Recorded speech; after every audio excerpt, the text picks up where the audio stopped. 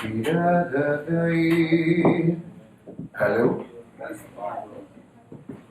Good morning, everybody. Beruchim habayim to everyone. Today, Thursday, the 14th day of Kislev, corresponding to the 18th day of November. Today's class and breakfast, graciously sponsored by the Falak family from New York. The Ilui Nishmat, their beloved mother, Mrs. Molly Falak, Alaiha Shalom, Mazal Bat Faride, Yiratzon, that to the words of Torah, her neshama have an aliyah in Gan Eden. Amen. And it's already Thursday. We'd like to discuss maybe a couple of short points about the parasha of this week that we have been living with Yaakov Avinu literally every day of this week.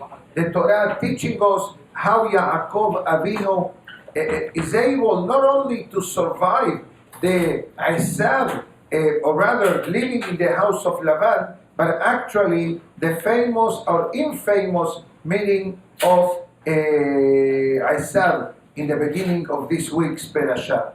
So I'd like to begin, let me just open a minute, the book of Tehillim to see the source of what we are going to learn today. Can somebody give me a napkin, please, or a paper towel? Is it clean? Yes. Hazak ubaru. You are efficient. I should have asked for Mashiach to come. This was very, very fast. So let's discuss a minute a message that Yaakov Avinu sends to Esav. And I think that is important to dissect the pasuk that we are going to be reading now, because this pasuk may bring a lot of questions as we read the parasha. So let's begin. In the beginning of the parasha, Yaakov Avinu gets ready to meet with Esav, and I mentioned this pasuk very briefly in the earlier part of the week, but I'd like to give you the full version of the pasuk. The pasuk says that Yaakov Avinu sends a message to Esav by Hili Shor Bahamor Son Be'eved B'Shivcha.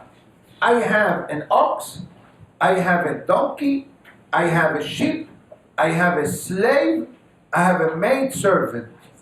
Now, Rashi says that really he had a lot of oxes. Big deal. If you have one ox, one donkey, you have one of each, is that a big deal? No, it's not. If you work after 20 years in your house, in the house of your father-in-law, are you going to come back with a dog, an ox, a donkey, a sheep, a slave, and a maidservant? Is that considered a big accomplishment? Nothing. So Rashi says that actually Yaakov Avinu had a lot of oxes, a lot of donkeys.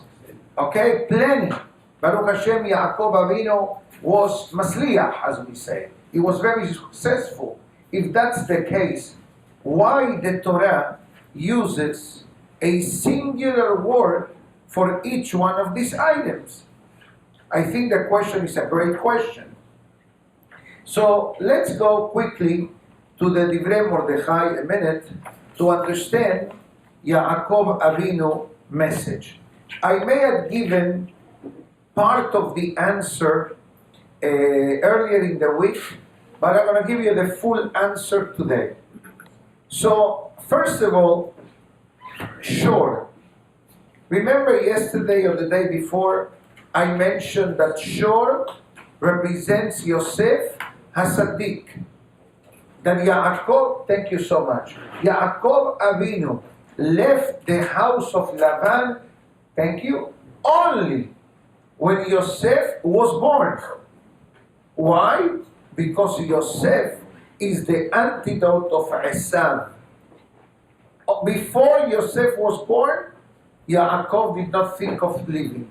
And actually, if you look in the Aventura, excuse me, of this week, that says the pasuk, Vahi v'haya bet Yaakov esh, ubet Yosef lehava, ve'esav lakash.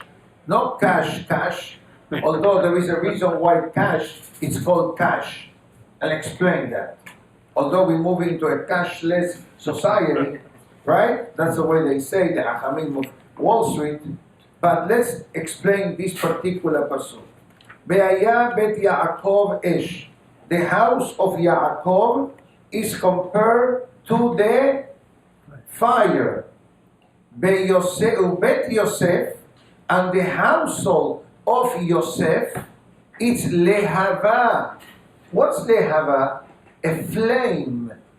A flame is much stronger than fire.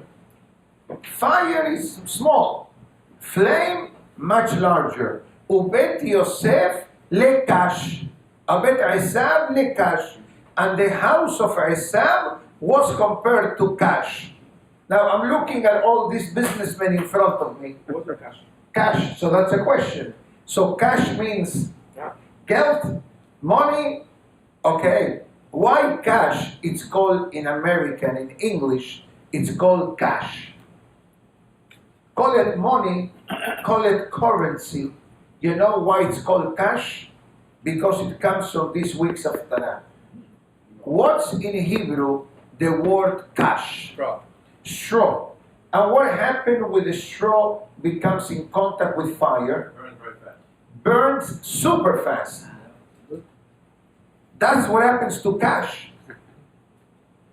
True story. You like it? You like it? Now we need to find a new hiddush for cryptocurrency now. You know. But we'll find something. That's why cash, in English, it's called cash. Because you burn the money. This is Esav. Spending money like there is no tomorrow. Now, in a deeper spiritual way, Yosef HaSadik was called the shore, an ox.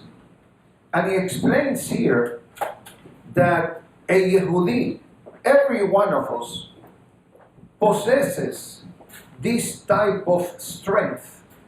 Not only part of the DNA of Abraham, Isaac, and Yaakov, but also from Yosef HaSadik.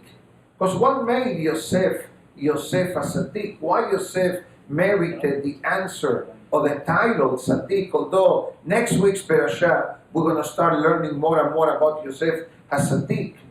But Yosef demonstrated through his life in Egypt a tremendous strength to Mesirut Nefesh, to dedicate his soul, his life to HaKadosh Baruch Hu, especially in a moment that to be a Jew in Egypt as a teenager and as a young adult, without family, without spiritual support, and yet you survive the Nisyonot of Egypt, that made Yosef HaSadik.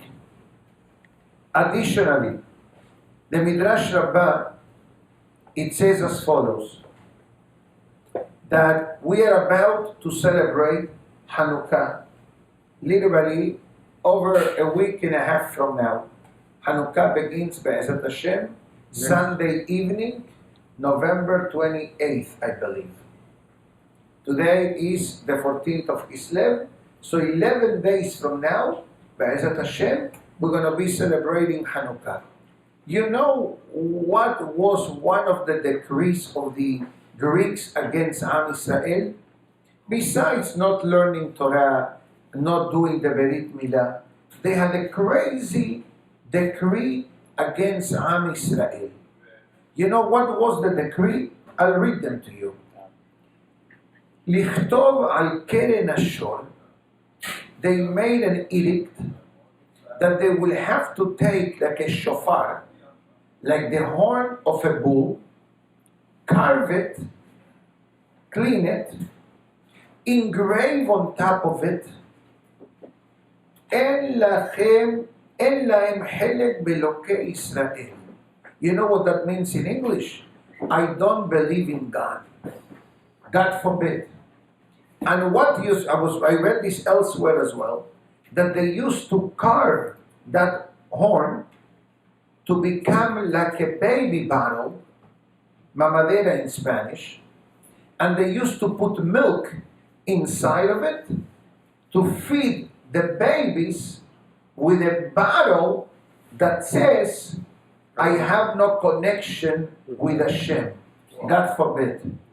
It's like you go to Publix supermarket or Winn-Dixie, etc., and you send somebody to buy disposable plates, and they bring you plates of Xmas because they are on special. They thought they're doing you a favor. Are you going to use it? No. Why not? Because how can you say a beracha or use a vessel that has tum'ah? I told you the story that happened to me many years back, and somebody told me the same story happened to them a few weeks ago. I'm not going to tell you my story. I'm going to tell you his story. He was asked to come to the house to give an estimate for fixing the house.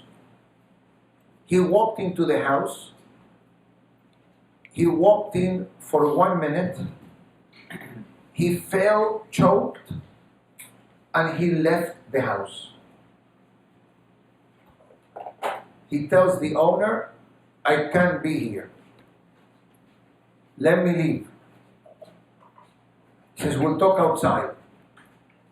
The owner that is buying this property asks him, what's wrong? It looks clean. It looks presentable. He says, true. But did you see the different images of Avodah Zarah that the apartment had or the house had? I'm choking. Let me get out. He tells the worker, after they sign the contract, first thing you do, after they leave, start painting the walls of the house. And start removing some of the walls that contain Avodah Zarah. Now you may say, Rabbi, what do you have to do all that? You're supposed to give an aura of Kedusha from a place of Tum'ah. And that's why people do Hanukkah Bayit, as we learned in the past. One of the reasons of Hanukkah Bayit is to remove the Tum'ah, to remove the negativity of whatever may have been there before, and now when Yehudi comes, is sanctifying the house of Kadosh Baruch Hu. And guess what? The Greeks knew this. B'emratzu leka'kea et emunat tehora.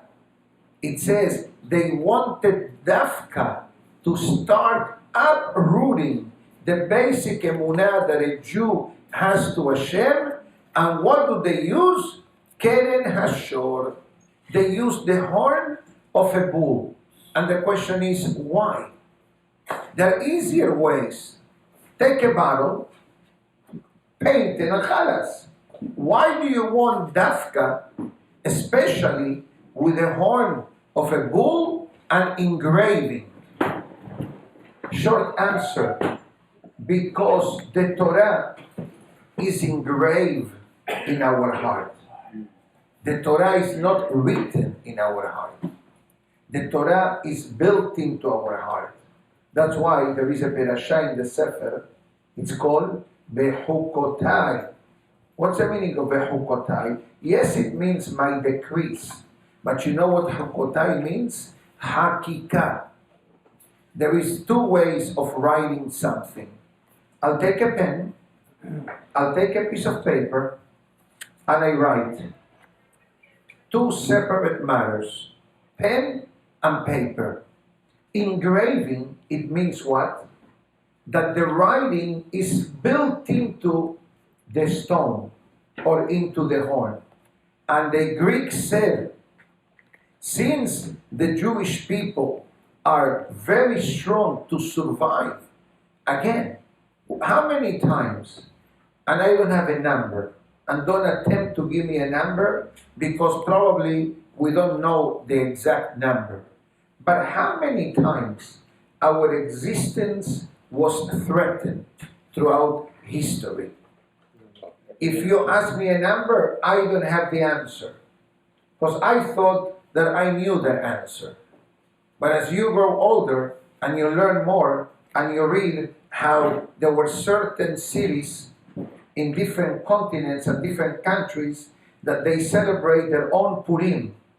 We celebrate one Purim, but there is Purim Misraim, there is Purim Teman, there is Purim I don't know what, there is different Purim Zaragoza in Spain.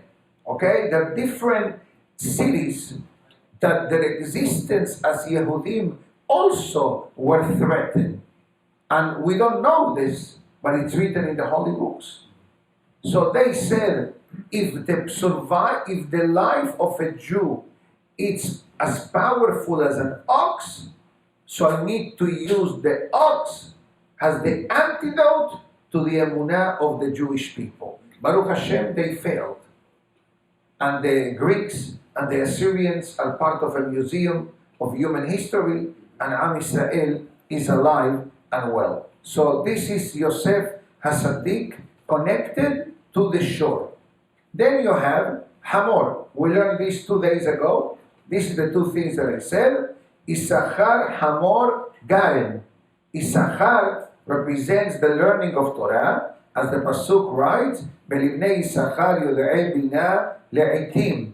It says that the Bnei Issachar, although Bnei Issachar was the name of a great tzaddik who wrote a book, Bnei Issachar, but in this Pasuk, this is a Pasuk from Divrei Hayamim, that Bnei Issachar were the experts in establishing the Jewish calendar for Am Israel. And you needed to be a mega Talmid Chacham, and they were not afraid of learning and growing in Torah learning. Like the donkey, you can put a lot of times their own weight, and the donkey moves on slowly, but it continues moving without complaining. So was the Torah of Issachar. Now, son, sheep. Okay? So comes the Pasuk of Yehezkel, and it says, listen to this, Be'atem soni, you are my sheep, and I am your shepherd. King David, Tehillim, chapter 23, Mizmor leDavid, Hashem ro'i lo ehsar. What is the meaning of this pasuk? God is my shepherd. Yani Borei Olam is my shepherd. So if God is my shepherd, what am I? A sheep. So Yaakov is telling Esav, Borei Olam is on my corner. I have nothing to worry. So I'm protected by my devotion to Hashem. I'm protected by Torah learning. I'm protected by Hashem being my bodyguard. Can you imagine Hashem is your bodyguard? Hashem is our bodyguard. That's why we are here alive and well. It goes further. And it says, not only that, Eved b'shivha. Let's open quickly Tehillim, chapter 123.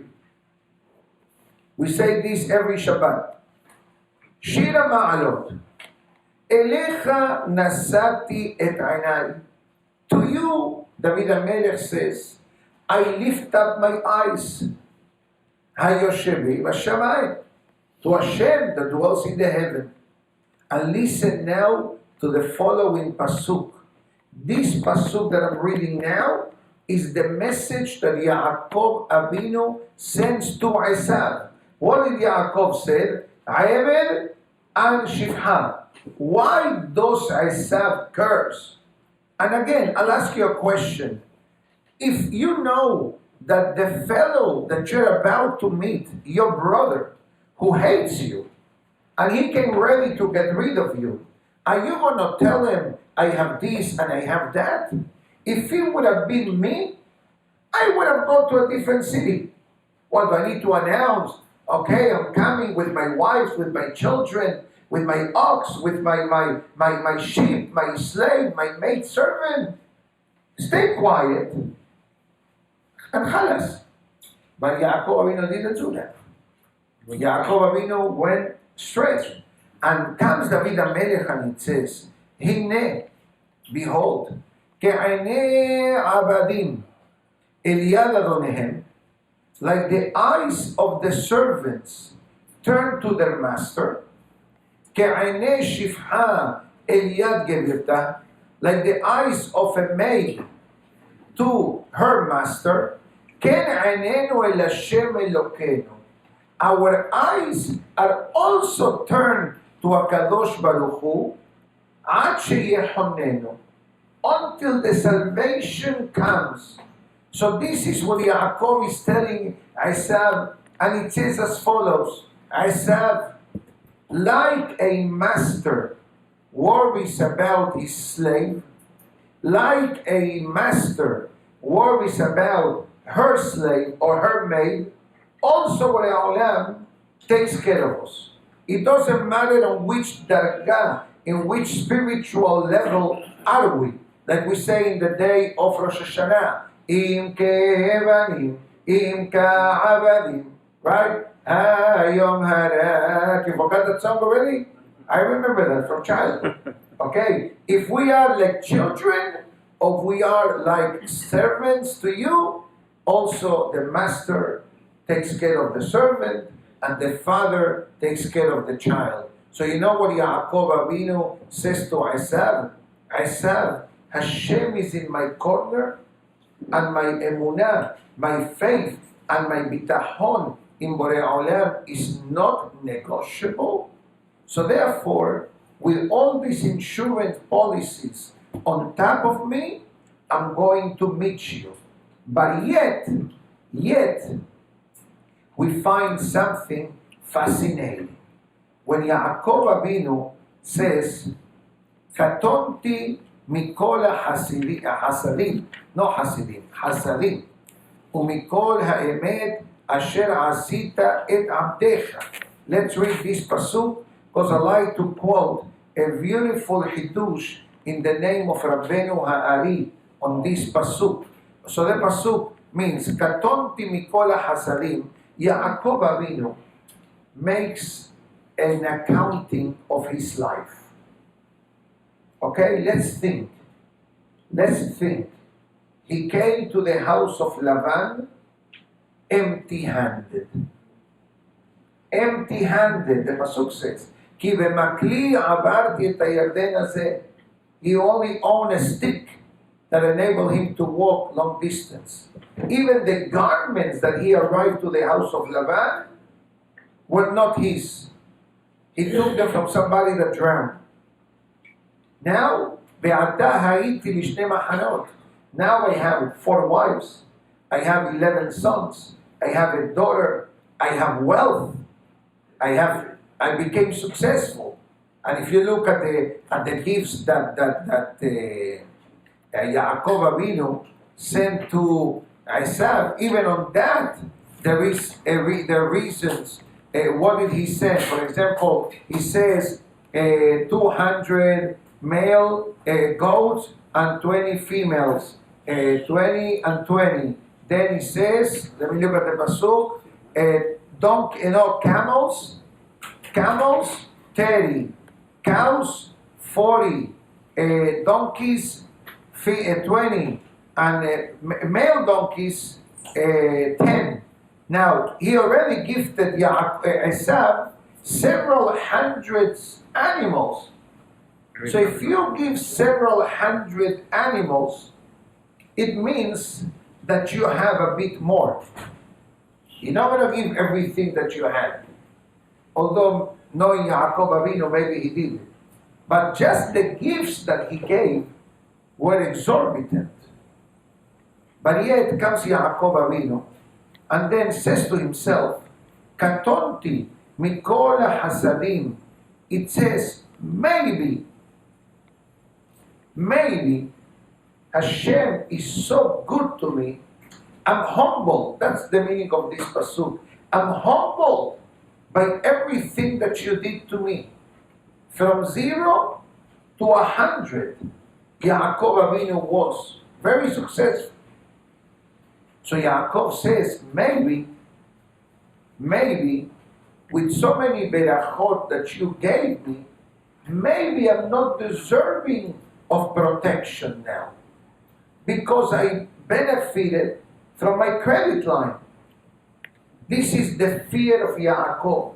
Yaakov doesn't say, I'm so good, I'm so holy, I did so much that I have guaranteed approval. No, you don't have guaranteed approval. This is the fear of Yaakov. Comes Rabbeinu Ha'ari, and it says as follows, a rule for life. כשאדם נמצא בעת צרה, when a person, God forbid, finds themselves in a moment of difficulty. For example, somebody has v'shalom that is very ill, is going through a medical challenge, etc. It is asur, says Rabbeinu Ha'ari, to say the sins that a person committed. Why? Because when a person verbalizes their sins, maybe indirectly activating din, judgment about themselves. It's a very heavy statement, what Rabbeinu Ari says. Very heavy. Now, and the reason is that the moment that a person is suffering, God forbid, that means that there is some type of judgment against the person. And if the person will say, I have committed this sin, I have committed that sin, there is a Gemara that says, Hoda'at ba'al din kemea aidim dameh. We know that in Torah law, many matters require witnesses. For example, somebody's going to get married, the ketubah needs to have alim. Somebody gets married, for the kiddushin, the ring, you need alim. God forbid, somebody gets divorced, you also need alim. A person has a financial dispute, you also need alim. But when do you need the alim, let's say in a financial dispute? Only when there is a dispute. But if a person says, I recognize that I owe that money to him, do you need witnesses? No. No. And that's exactly what the Gemara says.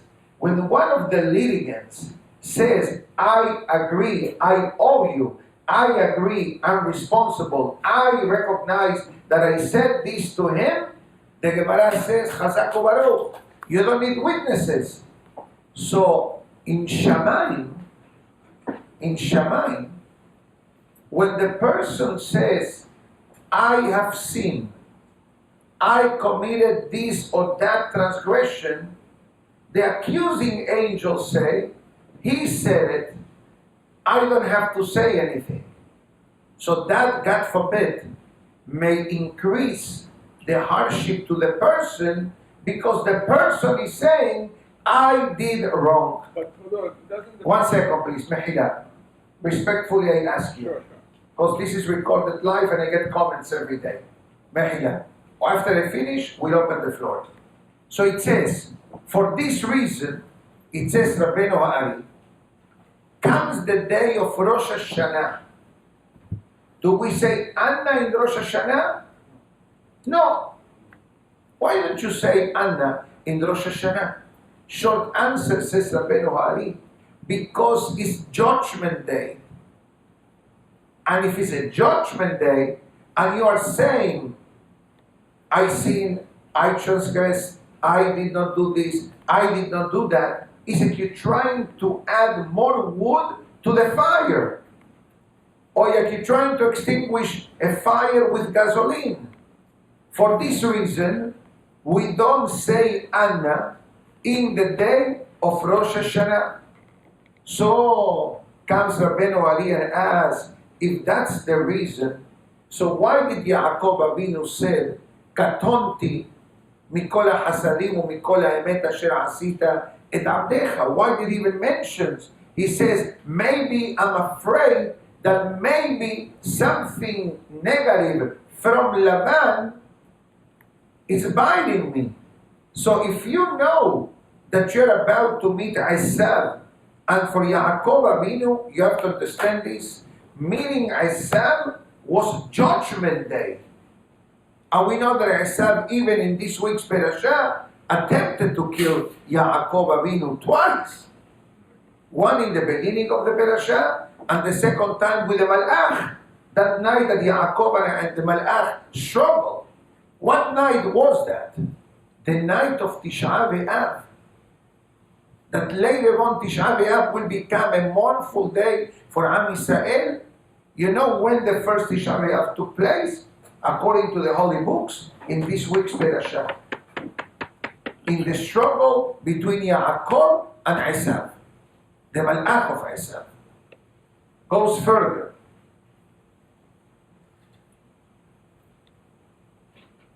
So the answer is, says in Divrei Mordechai, that the fear of Yaakov Avinu, it wasn't of his actions, but it says a Hidush, says that perhaps he did not give enough tzedakah or did act of hesed throughout the 20 years living in the house of Lavan. And we know the Pasuk says, Uzdaka tasil mimavet. So powerful is the power of giving charity that even if, God forbid, a person finds themselves in a dangerous situation, what the Pasuk says, give charity. Because charity, it like resets the button. And that's what the Divrei Mordechai that says, Katonti v'kaspai. It says, maybe I gave too much, maybe I didn't give enough. I know that this is a deep concept, but I'd like to finish the class of today. It's already 10:05. I apologize for the delay today, but Thursday. But I'll tell you the story that I said to somebody, and you may have heard this story. But I'm not going to go through the story. I'm going to go to the main point of the story.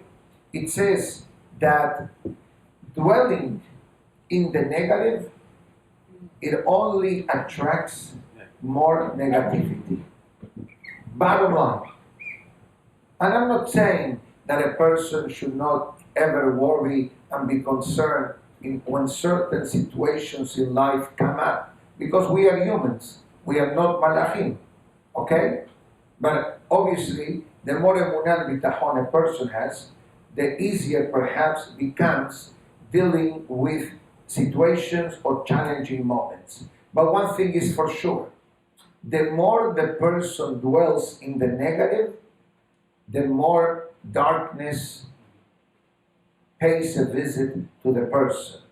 Remember the story that I told you that a child, a teenager, developed an addiction to video games. Remember that story?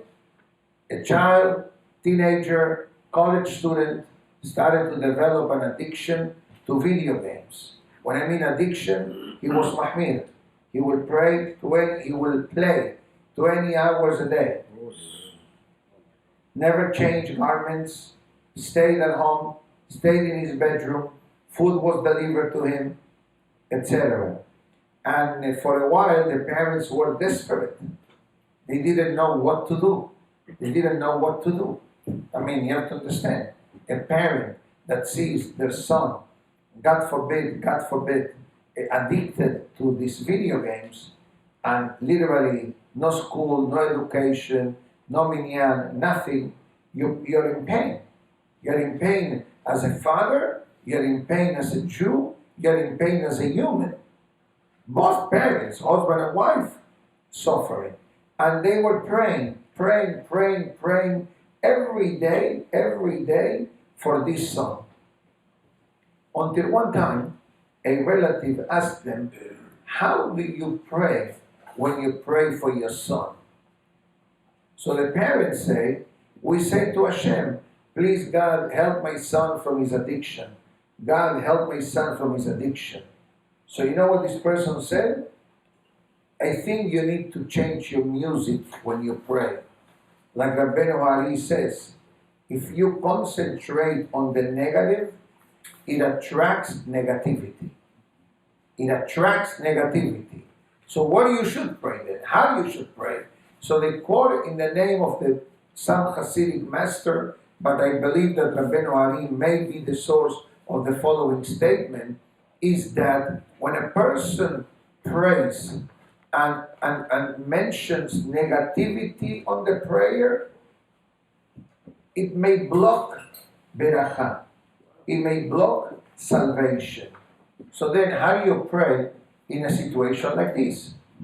That's a question that the parents ask this individual. So how will you pray if, God forbid, your son will be the victim of addiction to video games? We're not even talking about other matters, talking about video games, which is enough of an addiction, God forbid. It says that when you pray, illustrate and verbalize the goodness of your son. Hashem, my son is a good boy.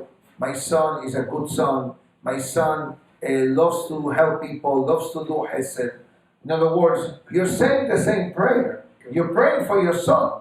The question is, how are you going to target the prayer? Are you targeting the prayer by saying he's bad, he's addicted, he's wrong, he's not eating, or you're going to say, please help my son, he's a good boy, he's a good son, has a good heart. Like Shalom Bayit. Shalom Bayit. I'm going to put a sign, maybe. Don't, But like Shalom Bayit, if you're going to dwell on the negative, on Shalom Bayit, she said this, she said that, you don't need to dwell on the negativity. You can say, let's say you meet with a rabbi or with a marriage therapist. You're going to, with a rabbi is better because the rabbi doesn't charge you. That's rule number one. A therapist may charge you. Okay? But not only that, sometimes the therapists don't give a proper Torah advice. They may give an advice based on society, based on the textbook. Again, I'm not saying rabbis are tzaddikim and therapists are no good. But, before you go to a therapist, speak to your rabbi, maybe. And Baruch Hashem, people do that. People do that. But one thing is to start thinking about your spouse in a positive way. Because if you're going to think about your spouse or about anyone in a negative way, what kind of thought process is going to be in your mind? Negative. Negative. Poisonous. Sure. You're too nice. Poisonous. Toxic. But if you start saying the opposite, you married her, you married him, what did you see in them? Is everything bad? Or is bad only when there is a certain stress level at home? And then a person comes, you know what? The rabbi is right. The Torah is right. I pay too much attention to negativity, and it creates an environment that is not pleasant, that is not comfortable. And we are humans. We're not malachim. We are humans. In a way, malachim and humans are not on the same page. But we are humans, so we are humans, so we have all these parameters of life that do take an effect on the life of the person.